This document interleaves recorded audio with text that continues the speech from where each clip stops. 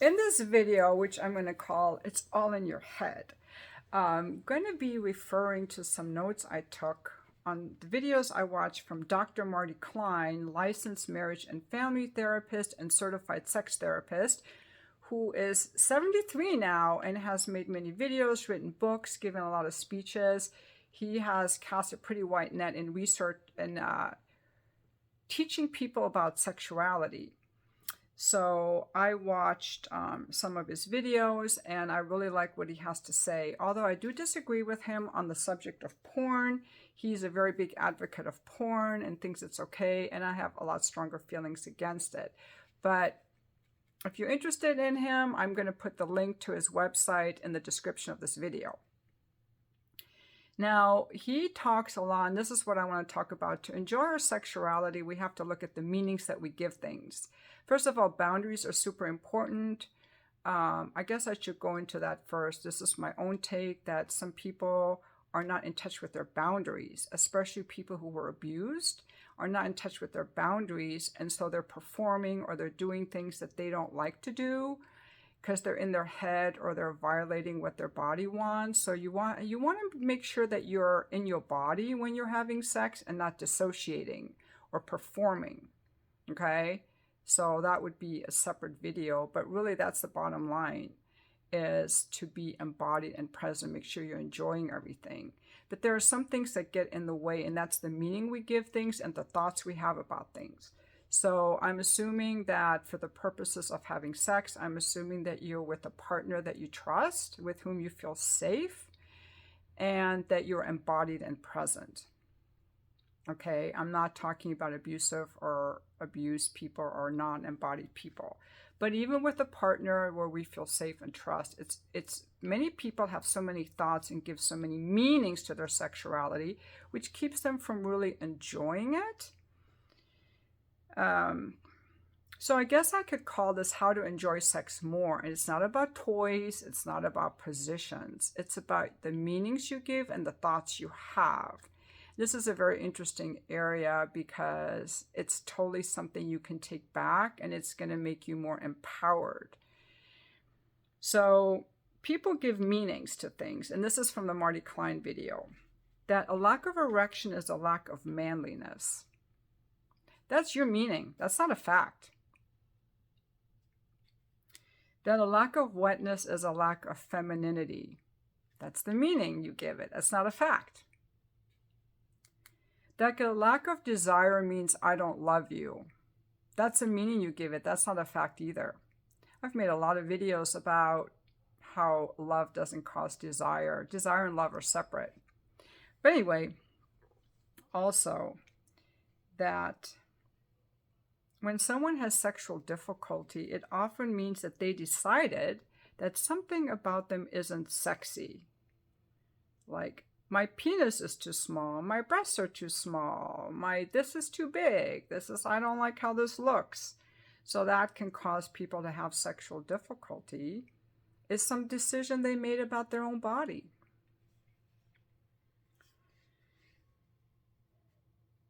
Also, people can have certain narratives like men always disappoint you or women always disappoint you.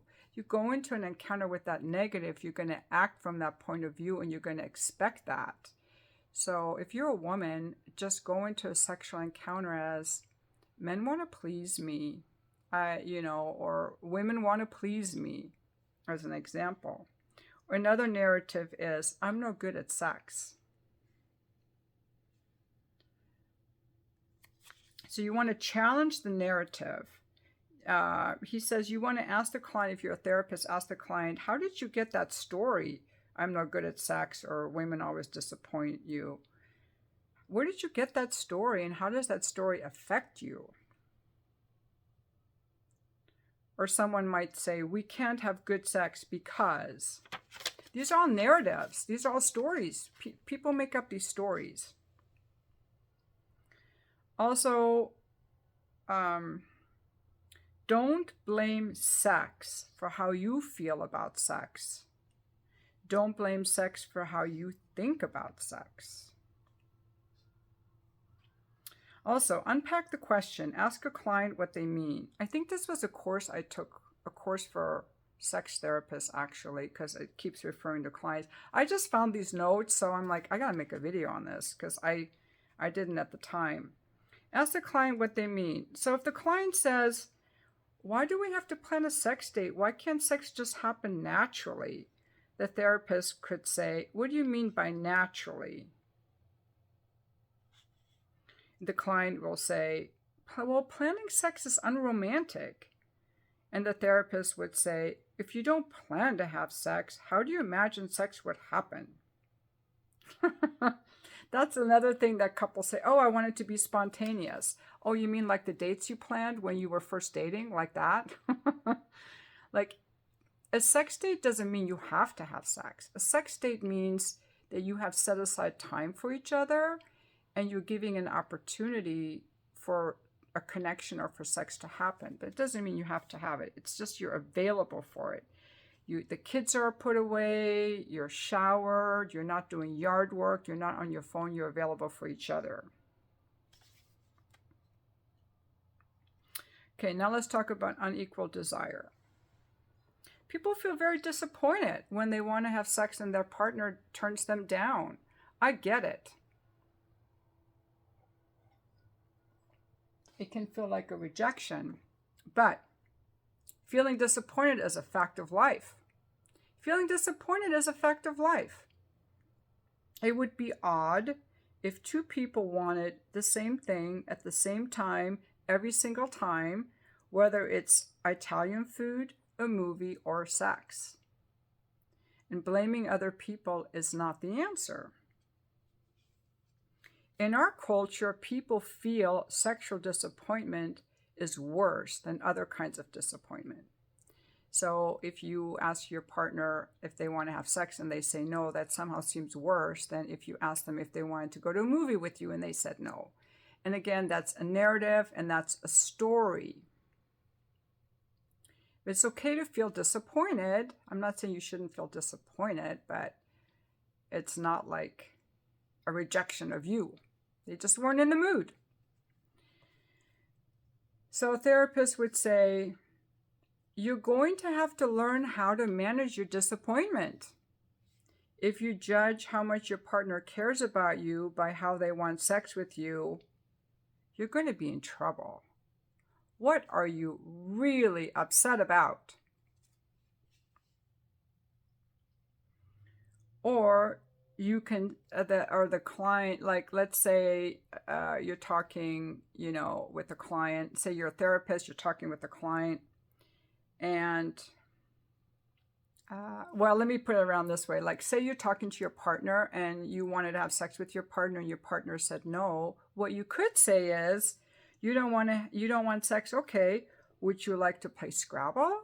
Or would you like to watch a movie? Keep the bid for connection going. Don't just go off and pout, and reject the person. They just said no to sex. They didn't say they hated you. But then a lot of people go out and pout and reject their partner just for giving a preference. So invite them to do something else instead. But if you pull away when someone says no to sex with you, what is that really about? You gotta be able to handle your disappointment.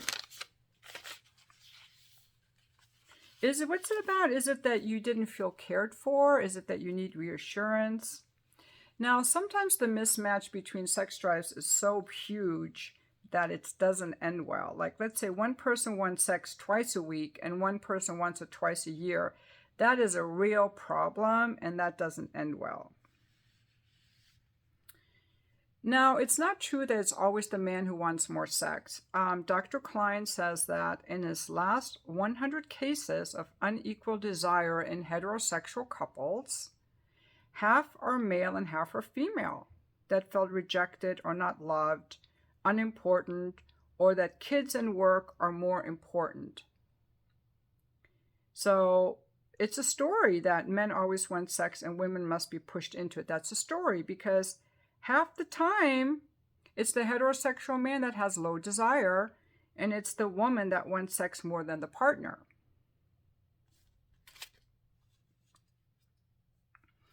Now, a lot of women have the story that it's humiliating for a man to say no to them because they have the expectation that men should be rock hard and want sex 24/7. And that is not the case. Men do not want sex 24/7. They don't. Sometimes they're tired, too tired. Too tired is a big reason they don't want it. Or they, maybe they want to, they want to watch the football game or spend time with their friends. They're not robots and machines. And if a woman is initiating sexual activity with her husband or her boyfriend and he turns her down, it's totally fine and natural to feel disappointed. I feel disappointed he doesn't want sex. Just acknowledge that. That's healthy. Versus not so good. Having a story. As a woman, it's humiliating. I have to pursue him for sex. But having that story adds to the woman's misery, so it's better to talk to the woman about her disappointment. The gender-based humiliation is making it worse for her. It's optional suffering. Let's talk about why you do that. Why do you think it's humiliating? Why you do that to yourself? It's a story. Another narrative that people have that keeps them from enjoying sex is having guilt about having fantasies during sex. They imagine how sex is supposed to be, and they think there's something wrong with them for doing it the way it's not supposed to be. Like, where'd you get that idea? And so when the client's way of having sex doesn't match with their picture, they often feel distressed. Now, let's talk about a story that women have who don't climax during penetration. And that was a story I had for many, many, many years. I didn't even get out of this story until I wrote my book, The Fuck List, where I was like, I'm just going to be authentic and vulnerable and share this with the world. So it was no longer shameful to me. But not orgasming from penetration was a huge embarrassment to me. So but this is the example Dr. Marty Klein gave in that video with the for the therapist video. So the woman, what's wrong with me? I don't climax from a penis in my vagina. Therapist, yes, but what's the problem with that? But real women do. How do you know that that's the way it's supposed to be? Well, Cosmo and porn say that's how it's supposed to be. Maybe you want to change your picture of how it's supposed to be. Maybe you can accept how that's sex works for you and change your expectations. So there's a little role play thing. But again, it's the difference between your image of how it should be and how it is. That's what causes people distress. Again, a man thinking that he doesn't get rock hard, he's not masculine. That's causing you distress because it doesn't match your image of what a man should be. Change your image, change your expectations, change your thoughts. Those are all under our own control, which makes it so powerful. Now, someone might say, when I turn my partner down for sex, I feel really guilty because I'm afraid it means I don't love my partner.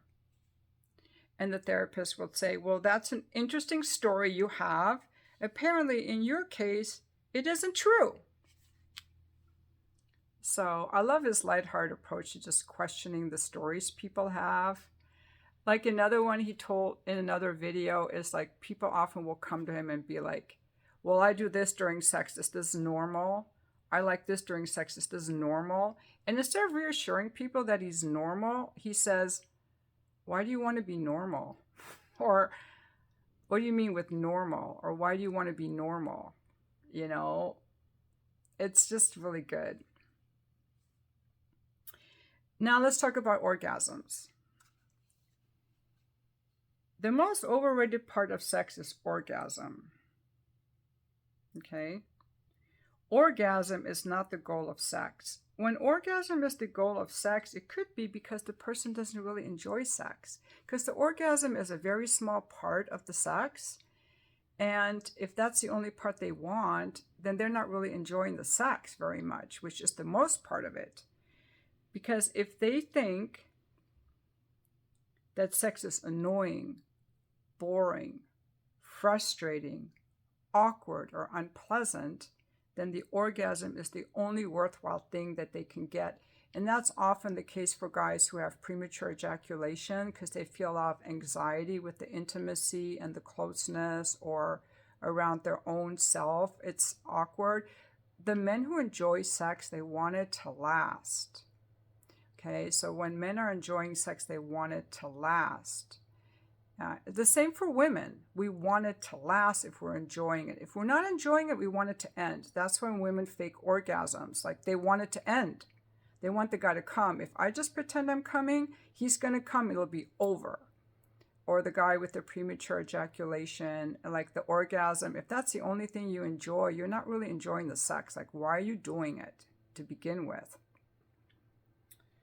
So I thought that was super important. That is actually very important. So your mindset, your narratives, and whether you're actually enjoying it. Like, why are you doing this? Are you gaining pleasure from the connection and from the adventure and from being present with another person? Because sex done right, in my opinion, what I consider right is to honor the independence and the vulnerability in the other person, because they're laid bare in their most vulnerable state. When people are sexual with each other, they're laid bare, physically bare, which we go around covered up. The only place we take off our clothes is during sex, and we're very vulnerable in our touch and everything. And so I think it's something that has to be treated with sacredness and with honor and respect. And I don't know, maybe not everybody does it that way. That's how I think it should be done. But I have a lot more videos to make about that for another time. He also says sexual function is a means, not an end. Sexual function doesn't increase sexual satisfaction. So just because you get really hard or really wet doesn't mean you're going to be more satisfied. There are people who only have oral sex and who don't have penetration. They still enjoy each other sexually. Okay. Now, he also talks about when you're working with the client, and this is good for all of us to hear. This is what he said in the video. Okay, he always starts the session with, what do you want to accomplish from our work together? And so the client might say, well, she doesn't come when we have sex. Well, what do you want from therapy? I want her to come. Do you want her to come even if she isn't enjoying herself? If you rub her nose? Well, she has a stressful job and an old mom at home and kids. Well, no wonder. She has her ear open all the time for mom. So then get to the non-sexual issue. Find out what the client wants to accomplish and what the actual issue is. Also, when people are having a trouble in the relationship, like in that case, the woman has a lot of concerns on her mind. She's worried about her mom. She's worried about her job and her kids.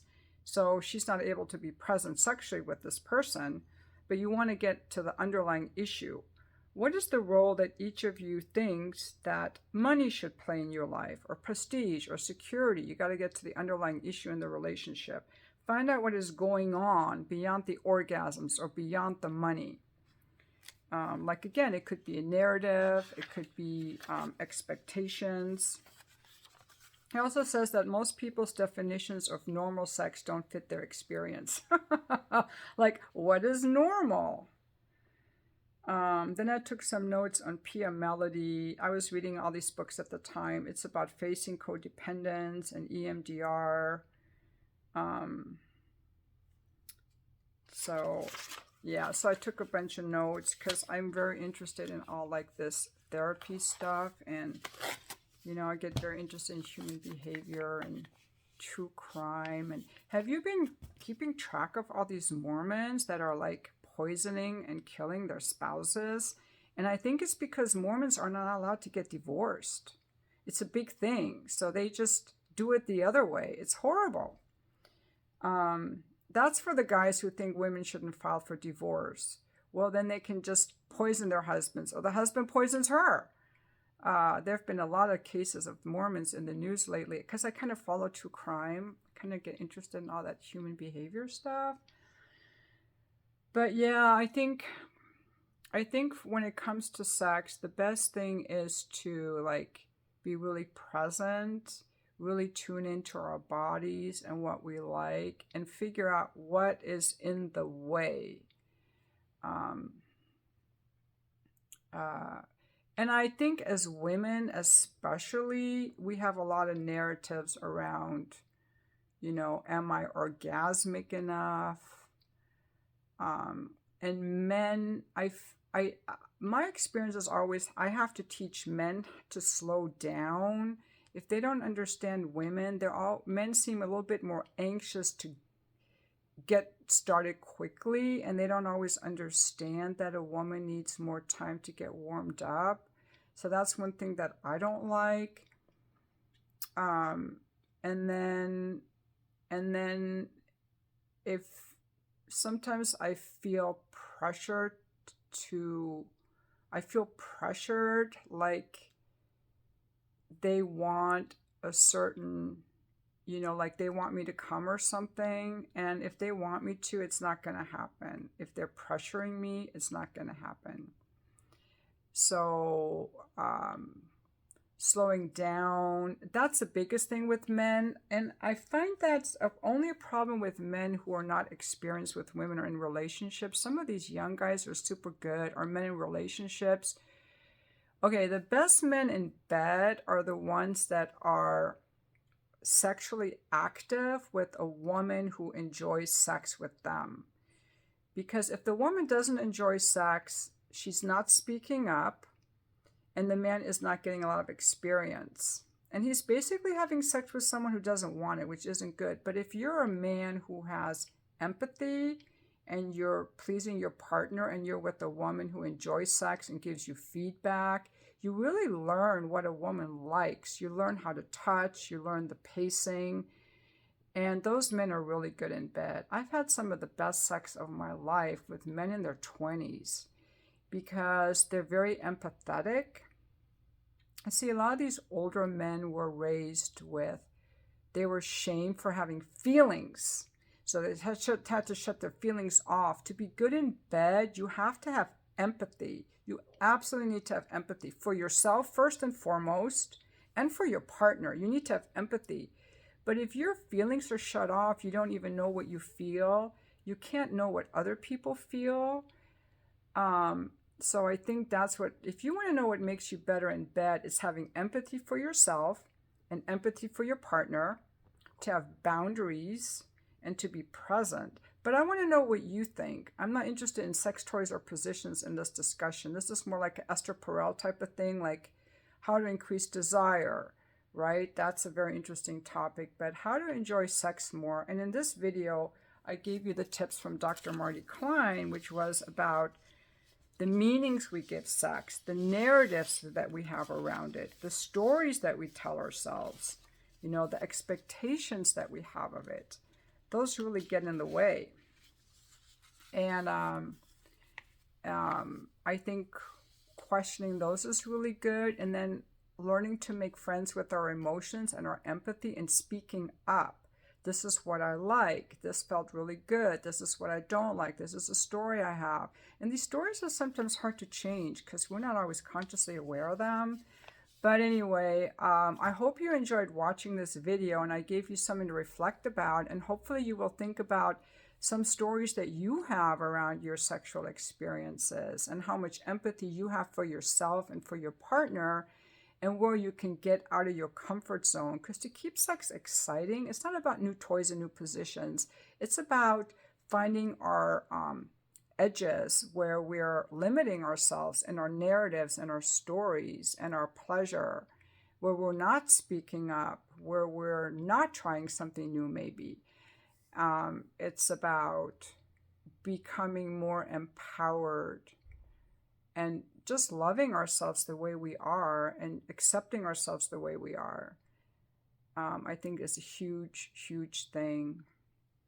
And a lot of that comes from the stories we tell ourselves, like, and I think porn does a great damage to men and women around creating negative images and stories, because real women don't act like the women in porn at all. I think the majority of porn that I see on the free sites is frankly abusive, and it's at a very fast speed. It's all sped up. It bypasses what a woman really needs to be turned on and aroused. And it's toxic, frankly. It's disrespectful. I have a Just for Fans, and I do things completely differently. It's a lot more sensual and it's authentic.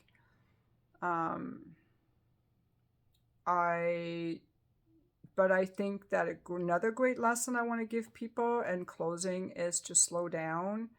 That's a tip that Reet Mihalko, is it Reet Mihalko, gave in a lecture I once listened to, is like slow everything down by a factor of 10.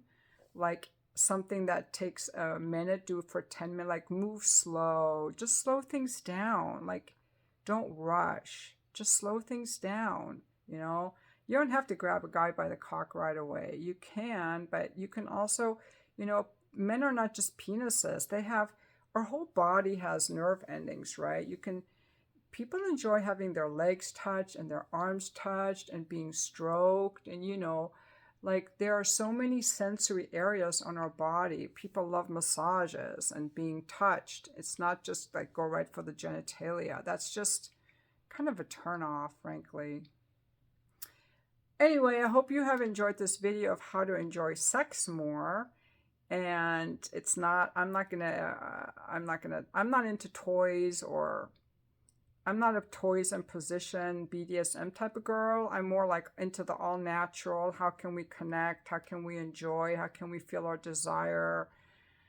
That's more of interest to me. So those are the kind of videos I make. So for the other stuff, I'm sure there are other channels you can watch. And thank you for watching my video.